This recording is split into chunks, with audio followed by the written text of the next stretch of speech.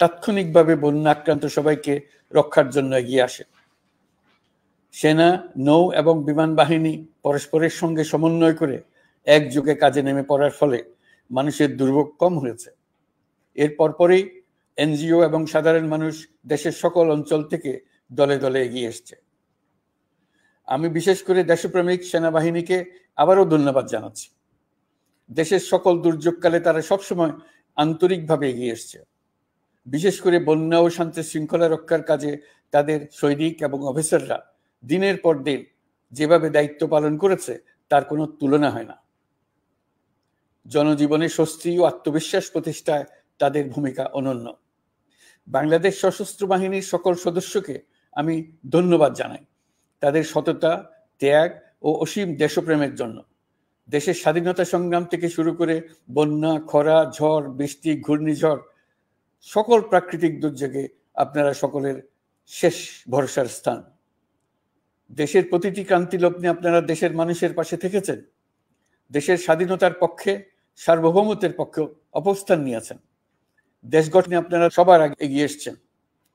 বিগত জুলাই হতে শুরু হওয়া গণ অভ্যুত্থান, বন্যা নিরাপত্তা প্রদান, অস্ত্র উদ্ধার সহ সকল কার্যক্রমে আপনারা সফলভাবে দিনরাত কাজ করে যাচ্ছেন। সরকার ও জনগণের পক্ষ থেকে আমি আপনাদের প্রতি কৃতজ্ঞতা জানাচ্ছি। বন্যা আমাদের জনজীবনে আরেকটি দিক উন্মোচন করল।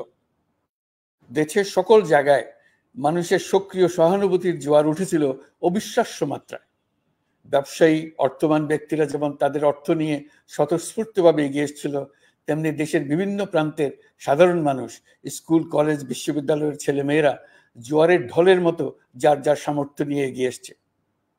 অনেকেই ছুটে গেছে বন্যার্তদের সহযোগিতা করার জন্য। এনজিওরা বিভিন্ন জায়গা থেকে ছুটে গেছে তাদের সহায়তা নিয়ে। তাদের কাজে অনুপ্রাণিত হয়ে আমি এনজিও নেতাদের সঙ্গে বৈঠক করেছি কিভাবে সরকার তাদের কাজের সঙ্গে সরকারের উদ্যোগকে সমন্বিত করতে পারে, সেটার কাঠামো তৈরি করে দেওয়ার জন্য। বন্যা এখন চলে গেছে, কিন্তু পুনর্বাসনের কঠিন কাজ আমাদের সামনে রয়ে গেছে। সকলের সহযোগিতায় আমরা পুনর্বাসনের কাজটি সফলভাবে সমাধান করতে চাই। আইন শৃঙ্খলা পরিস্থিতির উন্নতির জন্য আমরা দিনরাত পরিশ্রম করে যাচ্ছি। যে সমস্ত ভাই বোনেরা তাদের গত 16 বছরের বেদনা জানিয়ে তার প্রতিকার পাওয়ার জন্য আমার অফিস এবং সচিবালয়ের অফিস সমূহের সামনে প্রতিদিন ঘেরাও কর্মসূচি দিয়ে আমাদের কাজকর্ম ব্যাহত করছিলেন, তারা আমার আহ্বানে সাড়া দিয়ে ঘেরাও কর্মসূচির থেকে বিরত হয়েছেন বটে, তবে অন্যত্র আবার তারা তাদের কর্মসূচি দিয়ে যাতায়াতে ব্যাঘাত সৃষ্টি করছেন। আমি কথা দিচ্ছি, আপনাদের ন্যায্য আবেদনের কথা আমরা ভুলে যাব না। আমরা সকল অন্যায়ের প্রতিকারের জন্য প্রতিশ্রুতিবদ্ধ। আমরা আমাদের দায়িত্বকালে যথাসম্ভব সব সমস্যার সমাধানের চেষ্টা করব। আমি আবারও অনুরোধ করছি, আপনারা যাতায়াতে ব্যাঘাত সৃষ্টি থেকে বিরত থাকুন। জাতি আপনাদের প্রতি কৃতজ্ঞ থাকবে। তৈরি পোশাক, ওষুধ শিল্প, এসব এলাকায় শ্রমিক ভাই বোনেরা তাদের অভিযোগ জানানোর জন্য ক্রমাগতভাবে এই শিল্পের কার্যক্রম পরিচালনা বন্ধ রাখতে বাধ্য করছেন। এটা আমাদের অর্থনীতিতে যে নেতিবাচক প্রভাব ফেলবে সেটা মোটেই কাম্য না। এমনিতেই ছাত্র শ্রমিক বিপ্লবের পর যে অর্থনীতি আমরা পেয়েছি সেটা নিয়ম নীতিবিহীন, দ্রুত ক্ষীয়মান একটা অর্থনীতি। প্রাতিষ্ঠানিক কাঠামো প্রায় ধ্বংসপ্রাপ্ত। বৈদেশিক মুদ্রার রিজার্ভ তলানিতে গিয়ে ঠেকেছে। আমরা এই অর্থনীতিতে প্রাণ সঞ্চারের চেষ্টা করছি, আমাদের উদ্যোগে সাড়াও পাচ্ছি। ঠিক এই সময়ে আমাদের শিল্প কারখানাগুলো বন্ধ হয়ে যাক, অকার্যকর হয়ে যাক, এটা আমাদের অর্থনীতিতে বিরাট আঘাত করবে। সেটা কিছুতেই আমাদের কাম্য হতে পারে না। শ্রমিক ভাই বোনদের অনেক দুঃখ আছে, কিন্তু সেই দুঃখ প্রকাশ করতে গিয়ে আপনাদের মূল জীবিকা বন্ধ হওয়ার উপক্রম হলে সেটা ঠিক হবে না। দেশের অর্থনীতি ধ্বংসপ্রাপ্ত হলে সেটা ঠিক হবে না। শ্রমিক মালিক উভয়ের পক্ষে আলোচনা করে এসব সমস্যার সমাধান আমরা অবশ্যই বের করব। আপনারা কারখানা খোলা রাখুন, অর্থনীতির চাকা সচল রাখুন, দেশের অর্থনীতিকে সোজা হয়ে দাঁড়াতে দিন। আমরা আপনাদের সমস্যার স্থায়ী সমাধান বের করার জন্য সর্বশক্তি প্রয়োগ করব। মালিক পক্ষের কাছে আমাদের আবেদন, আপনারা শ্রমিকদের সঙ্গে বোঝাপড়া করুন, কারখানা সচল রাখুন, অর্থনীতির দুর্বল স্বাস্থ্যকে সবল করে তুলুন। ওষুধ শিল্প এবং তৈরি পোশাক শিল্প দেশের গৌরব। এর মাধ্যমে আমাদের শ্রমিক ভাই বোনেরা তাদের কর্মকুশলতা বিশ্বকে মুগ্ধ করেছে। এর সাফল্য এখন থমকে আছে। আমরা এই দুই শিল্পকে তাদের সম্ভাব্য শীর্ষে নিয়ে যেতে চাই। দুর্বল করার তো প্রশ্নই ওঠে না। এই দুই শিল্পের কোথায় কোথায় বাধা আছে, সমস্যা আছে, সেগুলো চিহ্নিত করে তাকে বাধামুক্ত করতে চাই। আমরা বিদেশি ক্রেতাদের একত্রিত করে তাদের সহযোগিতা চাইব, যেন বাংলাদেশের এই শিল্প দুটি বিশ্বের অন্যান্য দেশের চাইতে বেশি আস্থাযোগ্য হয়ে গড়ে উঠতে পারে।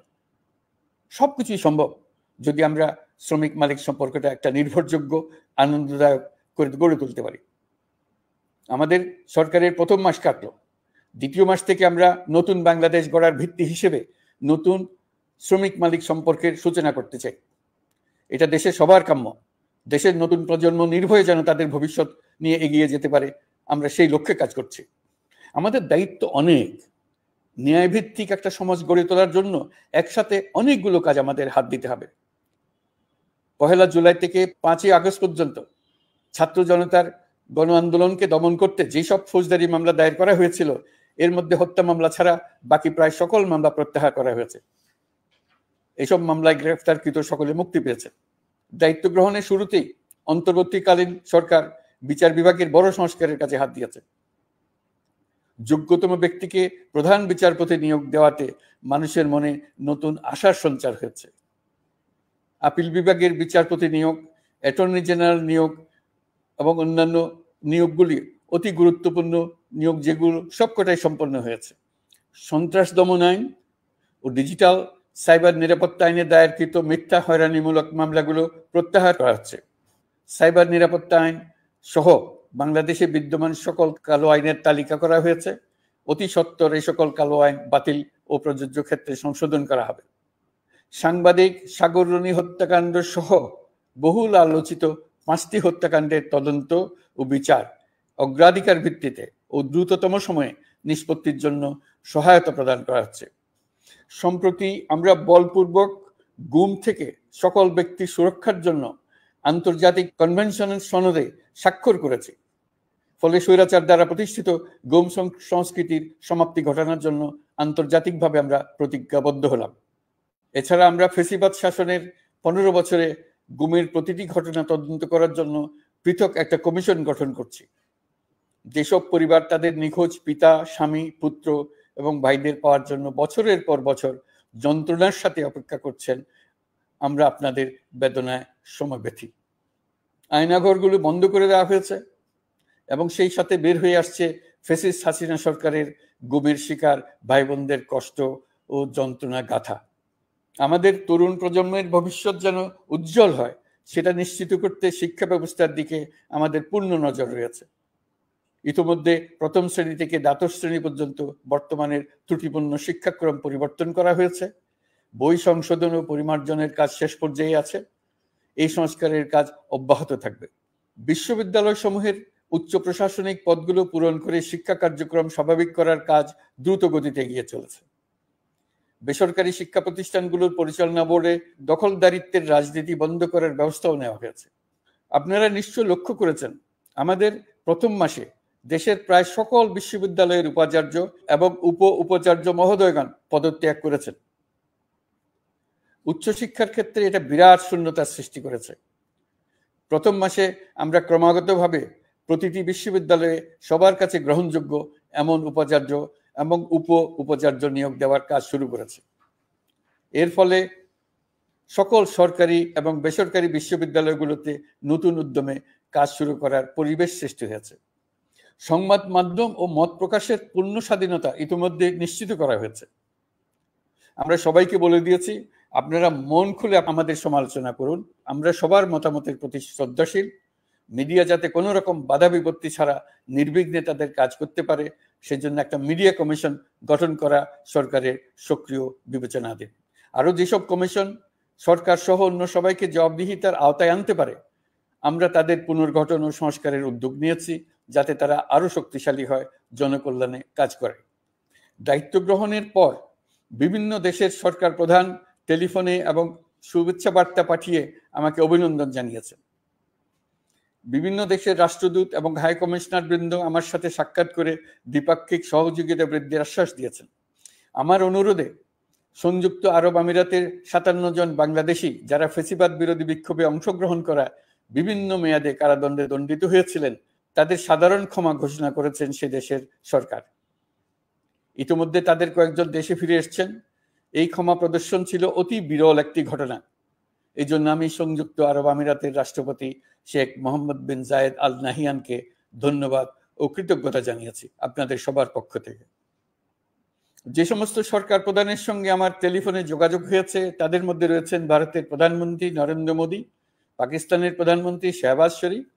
আমরা ভারত এবং অন্যান্য প্রতিবেশী রাষ্ট্রসমূহের সঙ্গে সুসম্পর্ক চাই, তবে সেই সম্পর্ক হতে হবে ন্যায্যতা এবং সমতার ভিত্তিতে। ভারতের সাথে আমরা ইতিমধ্যে বন্যা মোকাবেলায় উচ্চ পর্যায়ে দ্বিপাক্ষিক সহযোগিতার আলোচনা শুরু করেছি। দক্ষিণ এশিয়ায় আঞ্চলিক সহযোগিতা বৃদ্ধির লক্ষ্যে আমি সার্ক রাষ্ট্রগোষ্ঠী পুনর্জীবিত করার উদ্যোগ নিয়েছি। আমরা চাই আমাদের দেশ যেন একটি গণতান্ত্রিক দেশ হিসেবে বিশ্বের কাছে সম্মানের সাথে পরিচিত হয়। দেশের পরিকল্পনা যেন দেশের মানুষ কেন্দ্রিক হয়, কোনো নেতা বা দল কেন্দ্রিক না হয়।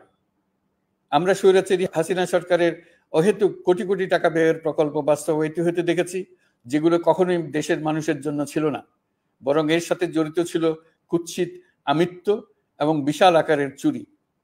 চলমান এবং প্রস্তাবিত সকল উন্নয়ন প্রকল্পগুলোর যাচাই বাছাই করার কাজ ইতিমধ্যে আমরা শুরু করেছি। প্রকল্প বাস্তবায়নের পর্যায় বিবেচনা করে বাকি কাজে ব্যয়ের সাশ্রয় এমনকি প্রয়োজন মতে তা বাতিল করার কথা বিবেচনা করা হবে। দেশের মানুষকে আর ফাঁকি দেওয়া চলবে না। কর্মসংস্থান তৈরি করবে এমন প্রকল্পগুলোকে আমরা অগ্রাধিকার দেব। লুটপাট ও পাচার হয়ে যাওয়া অর্থ ফিরিয়ে আনার উদ্যোগ আমরা নিয়েছি।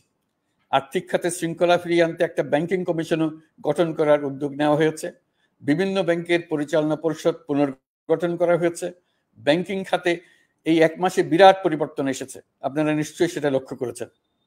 আমরা এই খাতে নিয়ম নীতি প্রতিষ্ঠা করতে পেরেছি। আরো অনেক কাজ বাকি রয়ে গেছে। প্রথম মাসের কাজ হিসেবে শুধু প্রধান কাজগুলো করেছে, তার সঙ্গে রয়েছে আরো অনেক পরবর্তী কাজ। ফেসিবাদী সরকার লুটপাট করার জন্য নতুন করে 60,000 কোটি টাকা ছাপিয়ে বাজারে ছাড়ার কারণে মুদ্রাস্ফীতির শিকার হয়েছে দেশের মানুষ। এই অতুলনীয় মুদ্রাস্ফীতি নিয়ন্ত্রণ অন্তর্বর্তী সরকারের অন্যতম প্রধান লক্ষ্য। মুদ্রাস্ফীতি নিয়ন্ত্রণের লক্ষ্যে পলিসি সুদের হার বৃদ্ধি করে 9% উন্নীত করা হয়েছে। মূল্যস্ফীতি থেকে সাধারণ মানুষকে সুরক্ষা দেওয়ার উদ্দেশ্যে ওএমএস, খাদ্য বান্ধব কর্মসূচি সহ সুলভ মূল্যে প্রান্তিক মানুষের কাছে নিত্য প্রয়োজনীয় দ্রব্য সরবরাহ চলমান রাখা হয়েছে। মূল্যস্ফীতি মোকাবেলায় চলতি অর্থ বছরে চাল ও গম আমদানির জন্য 5,800 কোটি টাকা, আভ্যন্তরীণ সংগ্রহের জন্য 8,900 কোটি টাকা এবং খাদ্য ভর্তুকির 3টি প্রোগ্রামের জন্য 7,360 কোটি টাকা বরাদ্দ রাখা হয়েছে। বিভিন্ন স্টেক হোল্ডারের সাথে সভা করে মূল্যস্ফীতি নিয়ন্ত্রণের করণীয় সমূহ চিহ্নিত করা হয়েছে। পরিচালন ও উন্নয়ন ব্যয় যৌক্তিক পরিমাণে হ্রাস করার জন্য কার্যক্রম গ্রহণ করা হয়েছে। কৃষিপণ্য উৎপাদনের জন্য সার আমদানির ক্ষেত্রে প্রয়োজনীয় বৈদেশিক মুদ্রার সরবরাহ নিশ্চিত করার পদক্ষেপ নেওয়া হয়েছে।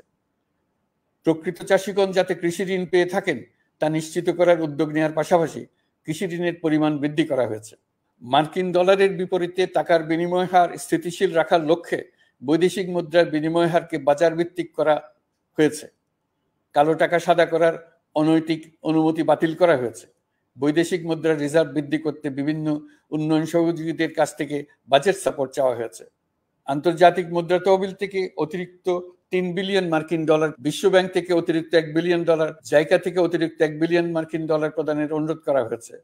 রূপপুর পারমাণবিক বিদ্যুৎ কেন্দ্র নির্মাণ প্রকল্পের অগ্রিম অর্থ পরিশোধ এবং বকেয়া পাওনা নিয়ে রাশিয়ান ফেডারেশনের সাথে অর্থ মন্ত্রণালয়ের আলোচনা চলছে।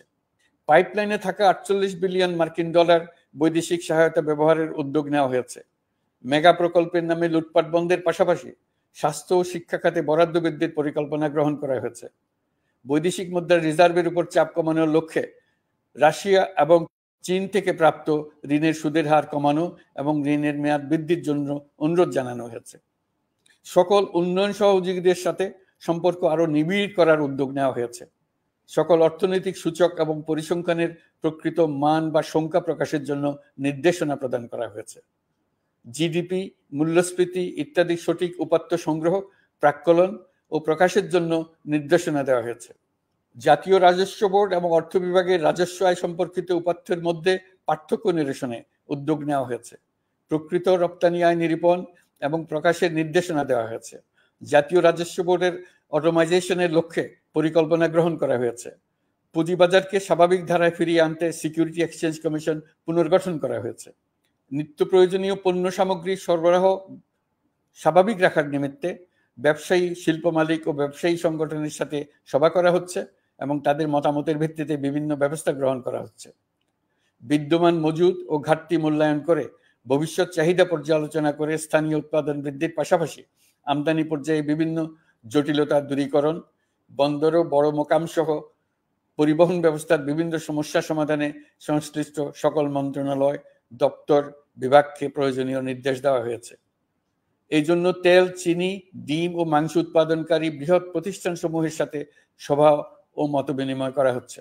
নিত্য প্রয়োজনীয় কিছু দ্রব্যাদি যেমন পেঁয়াজ, আলু এসবের দাম আরো কমানোর জন্য বিদ্যমান শুল্ক হার হ্রাসের বিষয়ে এনবিআরকে প্রয়োজনীয় নির্দেশনা দেওয়া হয়েছে।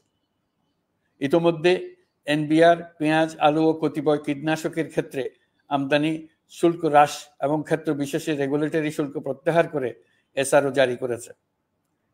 নিম্ন আয়ের 1 কোটি পরিবারকে টিসিবির মাধ্যমে হ্রাসকৃত মূল্যে কিছু পণ্য যেমন পরিবার প্রতি চাল মাসে 5 কেজি, সয়াবিন তেল মাসে 2 কেজি, মসুর ডাল মাসে 2 কেজি দেওয়া হচ্ছে। এটি সামনের দিনগুলোতে অব্যাহত রাখা হবে। সরকার দায়িত্ব গ্রহণের পর জনপ্রত্যাশা অনুযায়ী বিদ্যুৎ, জ্বালানি ও খনিজ সম্পদ মন্ত্রণালয় হতে বিদ্যুৎ ও জ্বালানির দ্রুত সরবরাহ বৃদ্ধি আইনের অধীনে চলমান সকল প্রকার নেগোসিয়েশন, প্রকল্প বাছাই এবং ক্রয় প্রক্রিয়াকরণ কার্যক্রম আপাতত স্থগিত করা হয়েছে। গত 1.5 দশকে এই আইন ব্যবহার করে লক্ষ কোটি টাকা লুটপাট হয়েছে। বিদ্যুৎ, জ্বালানি ও খনিজ সম্পদ মন্ত্রণালয়ের আওতাধীন কোম্পানিসমূহে অধিকতর স্বচ্ছতা ও জবাবদিহিতা আনার লক্ষ্যে কোম্পানিসমূহের পরিচালনা পর্ষদ পুনর্গঠন করা হয়েছে। প্রকৌশল, ভূতত্ত্ব এবং খনিজ হিসাব বিষয়ে অধ্যয়ন করেছে এমন ছাত্র প্রতিনিধি অন্তর্ভুক্ত করার জন্য উদ্যোগ গ্রহণ করা হয়েছে। এই খাতে অধিকতর সক্ষমতা, গতিশীলতা এবং জবাবদিহিতা নিশ্চিত করার লক্ষ্যে বিশেষজ্ঞগণের সমন্বয়ে একটি কমিটি গঠন করা হয়েছে। জ্বালানি তেলের মূল্য জনপ্রত্যাশা অনুযায়ী সহনশীল রাখতে অকটেন ও পেট্রোলের দাম 6 টাকা, ডিজেল ও কেরোসিনের দাম 1 টাকা 25 পয়সা কমানো হয়েছে। 37 দিন বন্ধ থাকার পর গত 25 আগস্ট হতে মিরপুর 10 ও কাজীপাড়া স্টেশন ছাড়া বাকি সব স্টেশনে মেট্রো রেল পুনরায় চালু করা হয়েছে।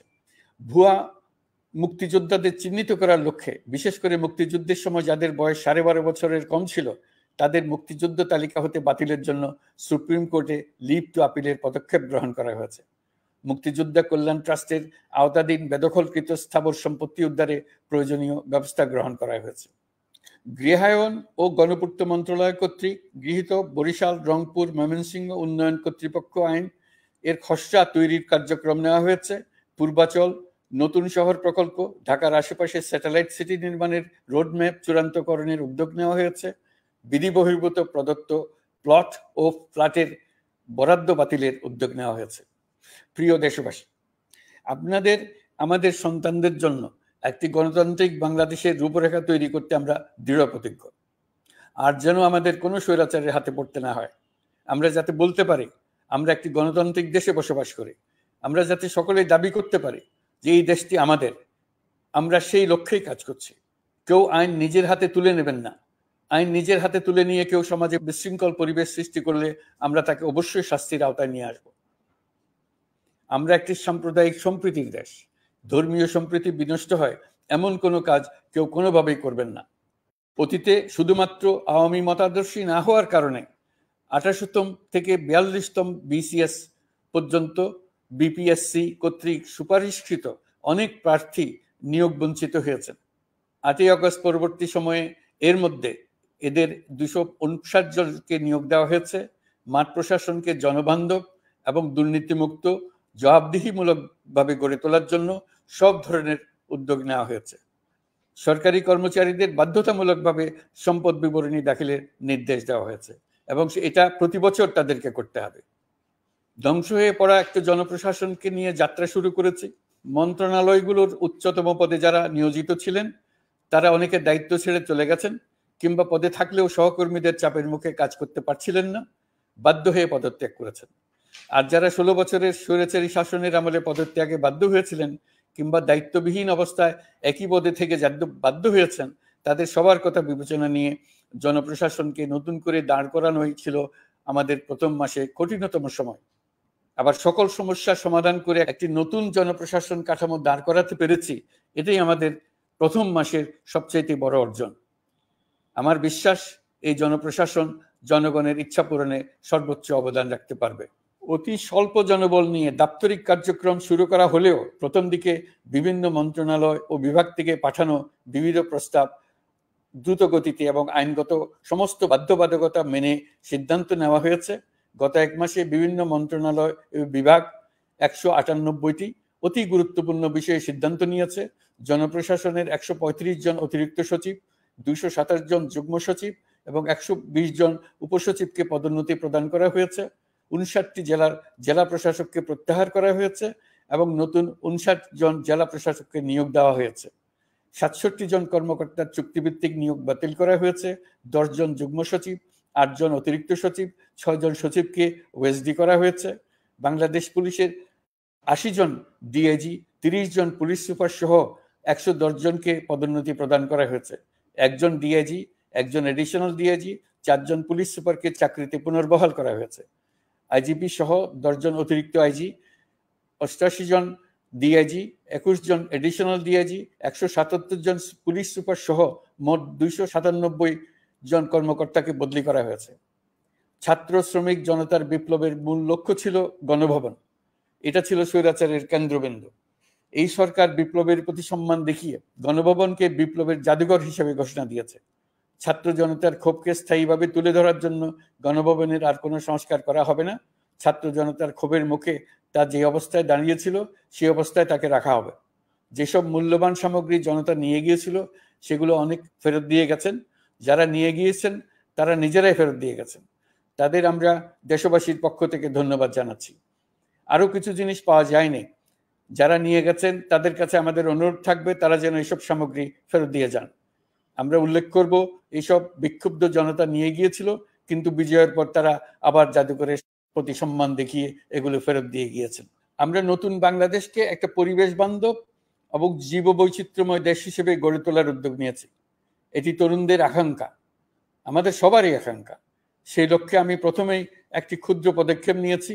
আমার বাসভবন এবং সমগ্র সচিবালয়ে প্লাস্টিকের পানির বোতল ব্যবহার নিষিদ্ধ করেছে। ইতিমধ্যে সুপার শপগুলোতে পলিথিনের শপিং ব্যাগ ব্যবহার বন্ধ করার উদ্যোগ নেওয়া হয়েছে। গত কয়েক দশকে যে পরিমাণ নদী দূষণ হয়েছে, আমরা তা বন্ধ করার উদ্যোগ নিয়েছি। আমরা সংস্কার চাই। আমাদের একান্ত অনুরোধ, আমাদের উপর যে সংস্কারের গুরু দায়িত্ব দিয়েছেন সেই দায়িত্ব দিয়ে আপনারা দর্শকের গ্যালারিতে চলে যাবেন না। আপনারা আমাদের সঙ্গে থাকুন, আমরা একসঙ্গে সংস্কার করব। এটা আমাদের সবার দায়িত্ব। আপনারা নিজ নিজ জগতে সংস্কার আনুন। একটা জাতির সংস্কার শুধু সরকারের সংস্কার হলে হয় না। আপনি ব্যবসায়ী হলে আপনার ব্যবসায়ী সংস্কার আনুন। ব্যবসায়ী গোষ্ঠীরা তাদের নিজ নিজ সমিতির মাধ্যমে সংস্কার আনুন। সমিতিতে সংস্কার আনুন। নতুন করে সমিতি গঠনতন্ত্র সংশোধন করুন। আপনি শ্রমিক হলে আপনার ক্ষেত্রে আপনি সংস্কার করুন। আপনি রাজনৈতিক নেতাকর্মী হলে আপনার ক্ষেত্রে সংস্কার করুন। আপনি প্রতিষ্ঠান প্রধান হলে আপনার প্রতিষ্ঠানে সংস্কার আনুন। আমি এটাকে সুযোগ হিসেবে গ্রহণ করার জন্য সবাইকে আহ্বান জানাচ্ছি। এই সংস্কারের মাধ্যমে আমরা জাতি হিসেবে নতুনভাবে যাত্রা শুরু করতে চাই। আমাদের এই যাত্রা আমাদেরকে পৃথিবীর একটা সম্মানিত জাতি হিসেবে প্রতিষ্ঠিত করুক, এটাই আমাদের সবার কাম্য, এটাই আমাদের সবার লক্ষ্য। গত এক মাসে আমি বেশ কিছু রাজনৈতিক দলের সঙ্গে পৃথকভাবে বসছি, তাদের সঙ্গে মতামত বিনিময় করেছি। তারা আমাদের উৎসাহিত করেছেন, ছাত্র শ্রমিক জনতার বিপ্লবের লক্ষ্যের প্রতি সমর্থন জানিয়েছেন, সংস্কারের কাজে পূর্ণ সহযোগিতা দেওয়ার আশ্বাস দিয়েছেন। আমি দেশের বিশিষ্ট সম্পাদক বৃন্দের সঙ্গে মত বিনিময় করেছি, তারাও সংস্কারের কাজে পূর্ণ সহযোগিতা দেওয়ার আশ্বাস দিয়েছেন। তারা বিভিন্ন বিষয়ে মূল্যবান পরামর্শ দিয়েছেন। সবার পরামর্শ নিয়ে এখন আমাদের অগ্রসর হওয়ার পালা। আমি বিশিষ্ট ব্যবসায়ীদের সঙ্গে বৈঠক করেছি, তাদের কাছে আমাদের সরকারের লক্ষ্যগুলো ব্যাখ্যা করেছি, তারাও আমাদের লক্ষ্যের সঙ্গে একমত প্রকাশ করেছেন। আপনারা জানেন, ছাত্র শ্রমিক জনতার ঐতিহাসিক জুলাই গণ অভ্যুত্থানের মুখে এবং হাজারো মানুষের আত্মদানের বিনিময়ে বাংলাদেশে ফ্যাসিস্ট সরকারের পতন হয়েছে। এই গণ অভ্যুত্থানের বার্তা ও আকাঙ্ক্ষা বাস্তবায়নের জন্য একটি অভূতপূর্ব সময় ও সুযোগ আমরা এর মধ্য দিয়ে অর্জন করেছি। এর বাস্তবায়ন তথা বাংলাদেশের ফ্যাসিজম বা স্বৈরতান্ত্রিক শাসন পুনরাবৃত্তির আশঙ্কা রোধ এবং জনমালিকানা ভিত্তিক কল্যাণমুখী জনস্বার্থে নিবেদিত একটি রাষ্ট্র ব্যবস্থা প্রবর্তনের লক্ষ্যে কিছু জাতীয় ভিত্তিক সংস্কার সম্পন্ন করা জরুরি হয়ে পড়েছে। উক্ত সংস্কার ভাবনার অন্যতম কেন্দ্রবিন্দু হচ্ছে সুষ্ঠু নির্বাচন ব্যবস্থা, সুশাসন প্রতিষ্ঠা করা। আমরা যেহেতু জনগণের ভোটাধিকার ও জনগণের মালিকানায় বিশ্বাস করি, সেহেতু নির্বাচন ব্যবস্থার উন্নয়নে আমাদের সংস্কার ভাবনায় গুরুত্ব পেয়েছে অধিক। আমরা মনে করি নির্বাচনের নামে সংখ্যাগরিষ্ঠতার একাধিপত্য ও দুঃশাসন মানুষের উপর চাপিয়ে দেওয়া বা এর মাধ্যমে এক ব্যক্তি বা এক পরিবার বা কোনো গোষ্ঠীর কাছে সকল ক্ষমতা কুক্ষিগত করে রাখার কোনো ক্রমেই গ্রহণযোগ্য নয়। এসব আশঙ্কা রোধ করার জন্য নির্বাচনের সাথে সম্পর্কিত নির্বাচন কমিশন সহ অন্যান্য প্রতিষ্ঠানগুলোর সংস্কারের কথা আমরা ভাবছি। নির্বাচন ব্যবস্থার সাথে সম্পর্কিত প্রতিষ্ঠান হিসেবে পুলিশ প্রশাসন, জনপ্রশাসন, বিচার প্রশাসন, দুর্নীতি দমন কমিশন এই 4টি প্রতিষ্ঠানের সংস্কার করা সুষ্ঠু ও অবাধ নির্বাচনের জন্য অপরিহার্য। এসব প্রতিষ্ঠানের সংস্কার জনমালিকানা ভিত্তিক, জবাবদিহিমূলক এবং কল্যাণমূলক রাষ্ট্র ব্যবস্থা প্রতিষ্ঠায় অবদান রাখবে বলে আমি বিশ্বাস করি। এর পাশাপাশি সমাজের সকল স্তরের মানুষের প্রতিনিধিত্ব ও স্বার্থ নিশ্চিত করার জন্য এবং জুলাই গণঅভ্যুত্থানের বার্তাকে প্রতিফলিত করার জন্য সাংবিধানিক সংস্কারের প্রয়োজন আমরা অনুভব করছি। এসব বিষয়ে সংস্কার করার প্রাথমিক পদক্ষেপ হিসেবে আমরা প্রাথমিকভাবে 6টি কমিশন গঠন করার সিদ্ধান্ত নিয়েছি। এসব কমিশনের কাজ পরিচালনার জন্য বিষয়ভিত্তিক অভিজ্ঞতা বিবেচনা করে 6 জন বিশিষ্ট নাগরিকের নেতৃত্বে এই কমিশনগুলো পরিচালনা করার দায়িত্ব দিয়েছে। এরপর আরো বিভিন্ন বিষয়ে কমিশন গঠন করার প্রক্রিয়া আমরা অব্যাহত রাখব। নির্বাচন ব্যবস্থা সংস্কার কমিশনের প্রধান হিসেবে দায়িত্ব পালন করবেন ডক্টর বদিউল আলম মজুমদার। পুলিশ প্রশাসন সংস্কার কমিশনের প্রধান হিসেবে কাজ করবেন জনাব সরফরাজ চৌধুরী। বিচার বিভাগ সংস্কার কমিশনের প্রধান হিসেবে দায়িত্ব পালন করবেন বিচারপতি শাহ আবু নাঈম মমিনুর রহমান। দুর্নীতি দমন সংস্কার কমিশনের প্রধান হিসেবে দায়িত্ব পালন করবেন ডক্টর ইফতেখারুজ্জামান। জনপ্রশাসন সংস্কার কমিশনের প্রধান হিসেবে দায়িত্ব পালন করবেন জনাব আব্দুল মুহিত চৌধুরী। সংবিধান সংস্কার কমিশনের প্রধান হিসেবে দায়িত্ব পালন করবেন ডক্টর শাহদিন মালিক। এসব কমিশনের অন্য সদস্যদের নাম কমিশন প্রধানদের সাথে আলোচনা করে ঠিক করা হবে। কমিশনগুলোর আলোচনা ও পরামর্শ সভায় উপদেষ্টা পরিষদের সদস্য, ছাত্র, শ্রমিক জনতা আন্দোলনের প্রতিনিধি, নাগরিক সমাজ ও রাজনৈতিক দলের প্রতিনিধিরা উপস্থিত থাকবেন। পূর্ণাঙ্গভাবে গঠিত হওয়ার পর কমিশন আনুষ্ঠানিকভাবে তাদের কাজ আগামী 1 অক্টোবর থেকে শুরু করতে পারবে বলে আমি আশা করছি এবং এটি পরবর্তী 3 মাসের মধ্যে সম্পন্ন হবে বলে আমরা ধারণা করছি। কমিশনের রিপোর্টের ভিত্তিতে সরকার পরবর্তী পর্যায়ে প্রধান রাজনৈতিক দলগুলোর সাথে পরামর্শ সভার আয়োজন করবে। চূড়ান্ত পর্যায়ে ছাত্র সমাজ, নাগরিক সমাজ, রাজনৈতিক দলের প্রতিনিধি, সরকারের প্রতিনিধি নিয়ে ব্যাপক ভিত্তিক 3 থেকে 7 দিন ব্যাপী একটি পরামর্শ সভার ভিত্তিতে সংস্কার ভাবনার রূপরেখা চূড়ান্ত করা হবে। এতে এই রূপরেখা কিভাবে বাস্তবায়ন হবে তার একটি ধারণাও দেওয়া হবে। এই আয়োজন জুলাই গণঅভ্যুত্থানের বার্তা বাস্তবায়ন ও রাষ্ট্র পুনর্নির্মাণ তাগিদের ঐক্যবন্ধনে গোটা জাতিকে শক্তিশালী ও আশাবাদী করে তুলবে বলে আমাদের বিশ্বাস। প্রিয় দেশবাসী, আমাদের সামনে অনেক কাজ, সবাই মিলে একই লক্ষ্যে আমরা অগ্রসর হতে চাই। আমাদের মধ্যে, বিশেষ করে আমাদের নতুন প্রজন্মের মধ্যে যে সুপ্ত প্রতিভা লুকিয়ে আছে সেটা যেন বিনা বাধায় রাষ্ট্রের এবং সমাজের সহযোগিতায় প্রকাশ করতে পারি, সেই সুযোগের কাঠামো তৈরি করতে চাই। সকলে মিলে আমাদের পরিবারের প্রতিটি সদস্যকে, সে ঝাড়ুদার হোক, ছাত্র হোক, শিক্ষক হোক, যে কোনো ধর্মের হোক, সবার সমান অধিকার নিশ্চিত করতে চাই। এই হলো আমাদের সংস্কারের মূল লক্ষ্য। আসুন ছাত্র শ্রমিক জনতার এই বিপ্লবের লক্ষ্যকে আমরা দ্রুত বাস্তবায়ন করি। আমাদের প্রথম মাসে আমরা যে গতিতে, যে উদ্যম নিয়ে কাজ এগিয়ে নিয়ে যাওয়ার কথা চিন্তা করেছিলাম সেটা হয়তো করতে পারিনি বাস্তব অবস্থার পরিপ্রেক্ষিতে। দেশের আইন শৃঙ্খলা পরিস্থিতি স্বাভাবিক রাখা গেলে আশা করি আমরা আমাদের গতি অনেক বাড়াতে পারবো। এই জন্য দেশের সকল মানুষের কাছে, শিক্ষক, ছাত্রছাত্রী, কৃষক, শ্রমিক, পেশাজীবী, বড় ব্যবসায়ী, ক্ষুদ্র ব্যবসায়ী, দিনমজুর, গৃহিণী, সকলের সহযোগিতা চাইছি। আমাদের কাজ বড় কঠিন, কিন্তু জাতি হিসেবে এবার ব্যর্থ হওয়ার কোনো অবকাশ আমাদের নেই। আমাদেরকে সফল হতেই হবে। এই সাফল্য আপনাদের কারণেই আসবে, আপনার সহযোগিতার কারণেই আসবে। আমাদের কাজ হবে আপনার আমার স্বপ্নকে বাস্তবে রূপায়িত করা। এখন আমরা আমাদের দ্বিতীয় মাস শুরু করছি। আমাদের দ্বিতীয় মাসে যেন আপনাদের মনে দৃঢ় আস্থা সৃষ্টি করতে পারি, সেই চেষ্টা করে যাব। ধৈর্য ধরুন, এই কথাটি আমি মোটেই আপনাদের বলবো না। আমরা সবাই অধৈর্য হয়ে পড়েছি। এত সব কাজ কখন যে শেষ হবে এটা চিন্তা করে আমরা অধৈর্য হব, কেন হব না? কিন্তু সঠিকভাবে কাজ করব, কাজে কোনো অধৈর্যের চিহ্ন রাখবো না। প্রিয় দেশবাসী, দেশের শিশু, কিশোর কিশোরী, তরুণ তরুণী, ছাত্র ছাত্রী, বয়স্ক, বৃদ্ধ, পুরুষ, মহিলা, সবাইকে আবারও আমার সালাম জানাচ্ছি। আসসালামু আলাইকুম।